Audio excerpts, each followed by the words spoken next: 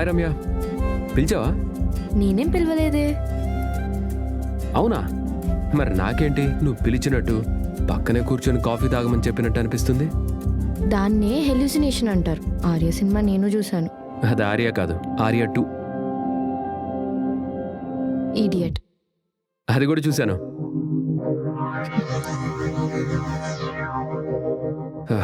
ఎవరో చూడలేదు కదా.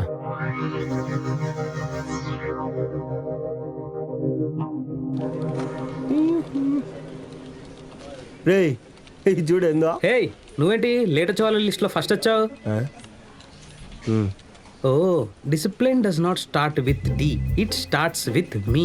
అయినా యాను మిలిటరీలో అతికించాల్సి అనేది చీడ తగిలిచ్చారు కొటేషన్లో. ఒక్క నిమిషం.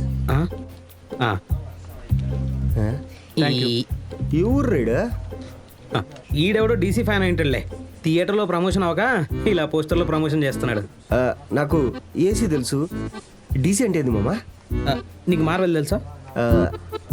మా ఇంటి వెనకాల బోర్వెల్ తెలుసు. నీకెవడరా జాబ్ ఇచ్చింది అసలు?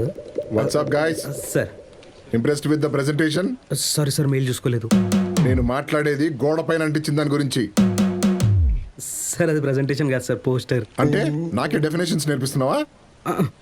లేదు సార్, మీరు పోస్టర్ అంటే పోస్టర్ సార్, పూచుక్ రైల్వే స్టేషన్ అంటే రైల్వే స్టేషన్ సార్. సార్ ఇది తగిలించింది మీరేనా సార్? Yes. నేను ఇంకా మన ఆఫీస్లో మిగిలిపోయిన 1 సైడ్ పేపర్స్ అన్ని ప్రింట్అవుట్ తీసి ఇట్లా తగిలించాడేమో అనుకున్నా సార్.